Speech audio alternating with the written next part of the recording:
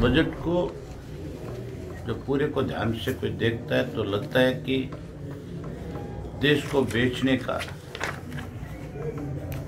Budget बनाया गया है। जो मीडियम क्लास के लोग हैं उन पे सबसे ज़्यादा बड़ी मार इस बजट में पड़ी है।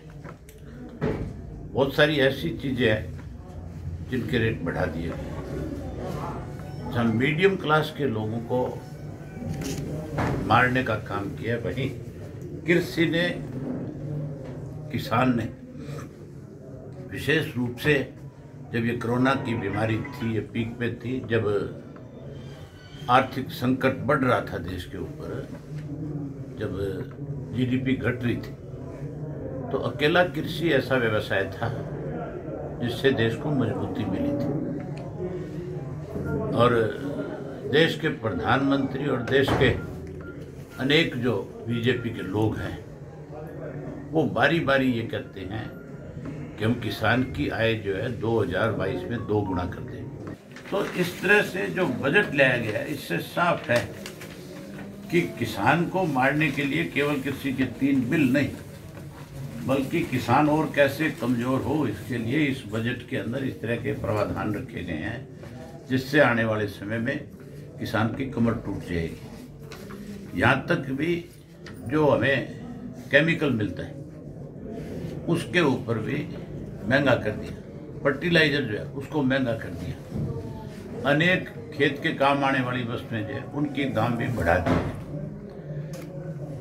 तो इस बजट से साफ हो जाता है कि देश जो है आज 100% जो पूंजीपति लोग हैं उनके हाथों में झगड़ा गया। उसके बावजूद भी देश के प्रधानमंत्री ने एक नई चीज बनवा दी। हमने ये सुना था कि हमारे जो सीमाएं हैं दूसरे मुल्कों की, उनके ऊपर बाड़ लगाई जाती थी कि दुश्मन हमारे देश में घुसपैठ ना कर सके।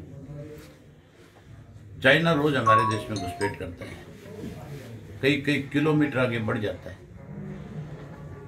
वहां दीवार बनाने की बजाय, उस चाइना को रोकने की बजाय कैसे किसान को दिल्ली में बढ़ने से रोका जाए, इसके लिए कंक्रीट की दीवार बना दी गई।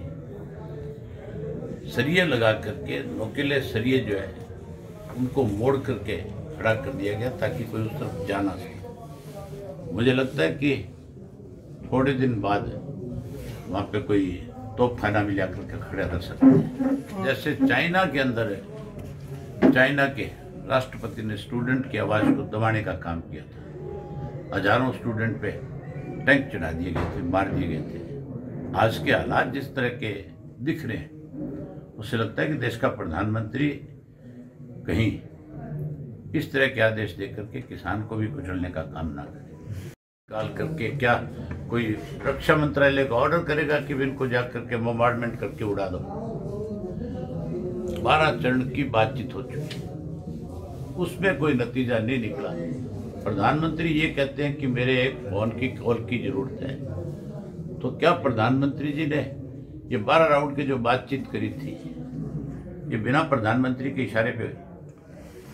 अगर प्रधानमंत्री जी की नीयत ठीक हो तो फिर आज 70 दिन हो गए किसान को अपना घर बार खेत बच्चे छोड़ करके यहाँ बैठने की जरूरत नहीं थी। सर, आंदोलन जिस ढंग से चल रहा है, हर हालत में किसान जीतेगा।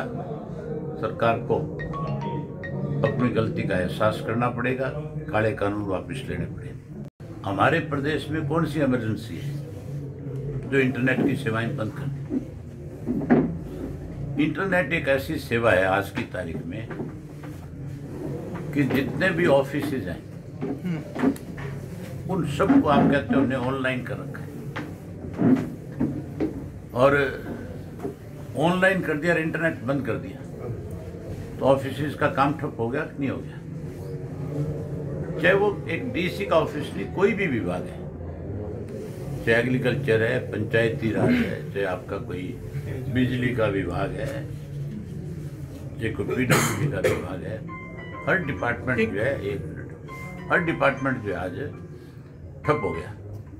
कोई काम जो है किसी आदमी का आज पूरे स्टेट में कहीं कोई छोटा मोटा काम नहीं हो रहा, सरकारी जो काम है वो बंद है। नंबर 2, जितने बच्चे जो पढ़ते हैं, विशेष रूप से जो बच्चे बाहर पढ़ते हैं, चाहे कोई ऑस्ट्रेलिया में, कोई इंग्लैंड में, कोई यूरोप में, कोई कनाडा में, अमेरिका में, उन बच्चों के लिए आज सबसे बड़ी समस्या होगी, क्योंकि उनकी तो पूरी स्टडी ऑनलाइन है।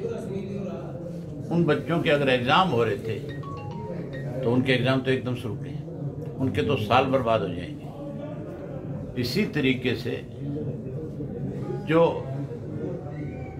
आप लोगों का जो काम है वो काम सारा का सारा रुक गया। एक दूसरे डिस्ट्रिक्ट की जानकारी कहीं नहीं हो सकती। तुम्हारे जींद में क्या हो रहा है इसका पता जींद के साथ लगते हैं, पांडु पिंडारों को भी नहीं पता है। पांडु पिंडारा में क्या रहा है उसका पता आपको जींद को नहीं है कि क्या हो रहा है।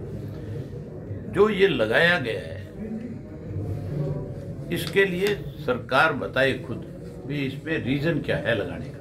सर क्या नहीं मानते कि जिस तरह इमरजेंसी के हालात थे उससे बदतर कहेंगे या मतलब उससे समकक्ष रखेंगे? इमरजेंसी तो कुछ भी नहीं थी इसके मुकाबले में। ये तो इमरजेंसी से भी बुरा हाल है।